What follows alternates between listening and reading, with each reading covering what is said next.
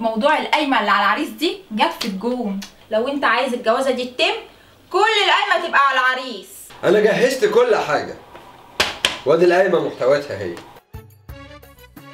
انا مش مصدق اني قاعد معاكم القعده دي. ده اسعد يوم في حياتي، انا بحبك قوي يا منصور. وانا بعشقك.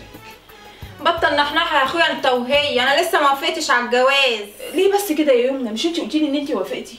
اهدي بس يا خايبه، انا اختك الكبيره وخايفه على مصلحتك. شوف يا منصور، احنا لينا طلبات ولازم تنفذ طلباتنا الاول عشان نوافق على الجوازه. طلبات ايه بس؟ انا فاكركم يعني هتقولوا احنا بنشتري راجل وخلي الخفيفه عليك والتقيله علينا والكلام ده. لا يا حبيبي، ده عندها. لو انت عايز الجوازه دي تتم كل القايمه تبقى على العريس. طيب نساعده باي حاجه يا يمنى. اسكتي انت يا سلمى، هو ده اللي ماشي دلوقتي، القايمه على العريس. هتجيب القايمه يا صاحبي، ما قلت لك فكك من الجواز ده وخليك حر زيي. بحبها يا سيد، بحبها. خلاص بقى هات القايمه. منين بس؟ القايمه دي يا عم خراب بيوت، ما اقدرش اجيبها لوحدي. انت عارف يا سيد، انا سالت على طقم كده اسمه طقم سيراميك، لقيته ب 7000 جنيه.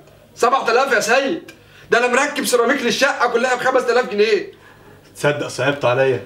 طب خلاص اديني نص ساعه بس وهرجع لك بالحل. تفتكري يا يمنى هيجيب القايمه؟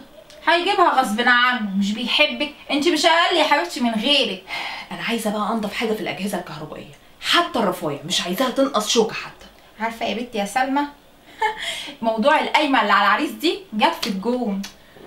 بصي هو انا بحبه بس القايمه قايمه. حلتها لك يا صاحبي وخلصت خالص.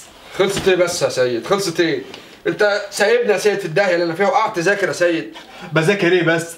ده الورق ده فيه كام قايمه كده مكتوبين وجاهزين وكلها حاجات مضروبه بنصين وكل قايمه مسعره.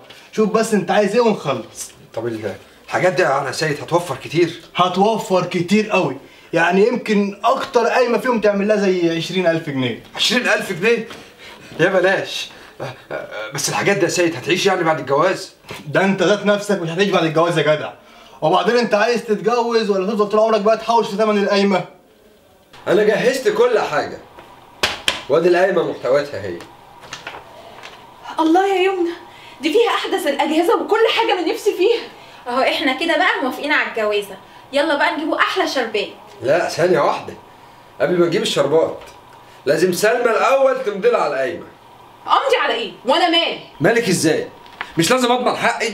افرضي يعني لا قدر الله اتطلقنا، وبعدين القايمه ومحتوياتها دي مين اللي هيستعملها؟ مش انتي؟ ايوه. طيب يعني انت تستعمليها وتبوظيها والبس انا في الحيط؟ لا طبعا لازم تمضي لها عشان اضمن حقي. يعني انت مش واثق فيا يا حبيبي؟ يا حبيبتي انا واثق فيك وكل حاجه، بس لو امي طلعت من تربتها همضيها، ده انا دافع دم قلبي. لا ده انت زودتها قوي كده، الجوازه دي مش هتتم. ايوه مش هتتم. لو عايز الجوازه دي تتم انا مش همضي على اي حاجه. ولا اخر كلام عندي، يا تمضي على القايمه يا ربنا يسهل لك، دي فلوس مدفوعه يا اما مش هزار. مع السلامه.